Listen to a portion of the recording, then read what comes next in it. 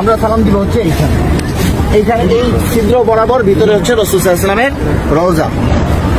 পুরুষরা আসেন, পুরুষরা, মহিলাদেরকে এখানে যাইতে দেওয়া হয় না, তো আপনারা দেখলে বুঝবেন না। একটু আপনারা সাইডে থাকেন। আমরা ভিতরে যাব হচ্ছে এইভাবে, আমাদের বাম দিকে থাকবে রওজা। রওজা থাকবে কি বাম দিকে। ভিতরে কথা বলার কোনো সুযোগ নাই, বেশি সময় দাঁড়ায় থাকারও সুযোগ নাই। প্রথম দুইটা ছিদ্র থাকবে, যে দুইটা ছিদ্রের ভিতরে কোনো কিছু নাই। কবরের জায়গা ফাঁকা আছে, এখানে হযরত ঈসা আলাইহিস সালাতু ওয়াস সালামকে দাফন করা হবে। ওই পাশে হচ্ছে হযরত ইমাম মাহদিকে দাফন করা হবে। তো এই যে প্রথম দুইটা ছিদ্র ফাঁকা, এখানে অনেকে দেখবেন সালাম দিতেছে, ভিড় লেগে আছে। এখানে সালাম দিব না, আমরা সালাম দিব হচ্ছে এইখানে। এইখানে এই ছিদ্র বরাবর ভিতরে হচ্ছে রাসূল সাল্লাল্লাহু আলাইহি ওয়াসাল্লামের রওজা। এই জায়গায় সালাম দিব, দেখবেন যে এরকম যে ছিদ্রটা, এইটার সাথে কিন্তু কোনোটার মিল নাই না, ঠিক আছে। এই বরাবর নবীজিকে সালাম দিতে হবে। রাসূল সাল্লাল্লাহু আলাইহি ওয়াসাল্লাম এখানে জীবন্ত অবস্থায় শুয়ে আছেন, ডান কাত হইয়া, নবীজির মাথা এদিকে, পা হচ্ছে এদিকে, ঠিক আছে। রাসূল শুয়ে আছেন, উম্মতের সালাম গ্রহণ করতেছেন, হ্যাঁ, সরাসরি সালাম গ্রহণ করতেছেন।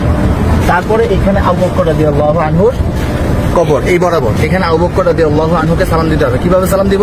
নবীজিকে কিভাবে দিব? আসসালাতু আসসালামু আলাইকা ইয়া রাসূলুল্লাহ, আসসালাতু আসসালামু আলাইকা ইয়া হাবিবাল্লাহ। যতটুকু বেশি আমরা পারি বলার চেষ্টা করব। সালাম দেওয়ার সবচেয়ে সুন্দর সময় হচ্ছে রাত্রে 10:30টার পর থেকে নিয়ে রাত্রে 1টা-2টা পর্যন্ত ফাঁকা থাকে, ভিড় থাকে না। আর দিনের বেলা সকাল 7টা থেকে নিয়ে একেবারে জোহর পর্যন্ত কি ফাঁকা থাকে, ফাঁকা। আসরের সময় থেকে নিয়ে এশারের পর পর্যন্ত কি থাকে? ভিড় থাকে। যত বেশি পারেন নবীজিকে সালাম দিবেন। যদি সালাম কবুল হয়ে যায়, আল্লাহ নবী বলতেছেন যে আমার রোজায় যে সালাম দিল তার উপরে, আমার উপরে ওয়াজিব হয়ে যায় তার জন্য হাসরের ময়দানে সুপারিশ করা। আমার সালামটা যদি গ্রহণ করেন নবীজি, তাহলে আমাদের এইটা নাজাতের উসিলা হয়ে যেতে পারে। যাই হোক, বলতেছিলাম এই বরাবর আবু বকর রাদিয়াল্লাহু আনহু, আবু বকর রাদিয়াল্লাহু আনহু মাথা এদিকে, পা এদিকে। নবীজির মাথা এখানে রাসূলের পা এই পর্যন্ত আসছে। রাসূলের শরীরের ওই পাশে হচ্ছে কি আবু বকর রাদিয়াল্লাহু আনহু।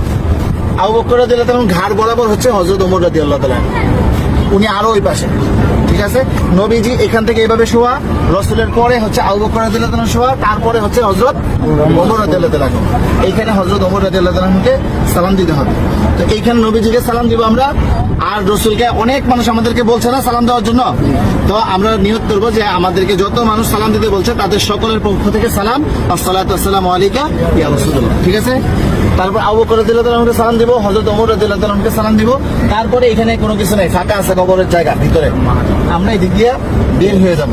এটা হচ্ছে পুরুষদের যে কোনো সময় খোলা আছে সালাম দেওয়া। আর মহিলাদেরকে ঠিক রওজার পিছন দিক দিয়ে দিবে সালাম দেওয়ার জন্য একদিন। কথা বুঝতে পারছেন? একদিন সুযোগ আসবে রিয়াজুল জান্নাহ নামাজ পড়ার জন্য, এবং সালাম দিবেন রওজার পিছন দিক থেকে। আর মহিলারা বাহির দিয়া প্রতিদিনই সালাম দিবেন আপনারা বাহির থেকে, হ্যাঁ।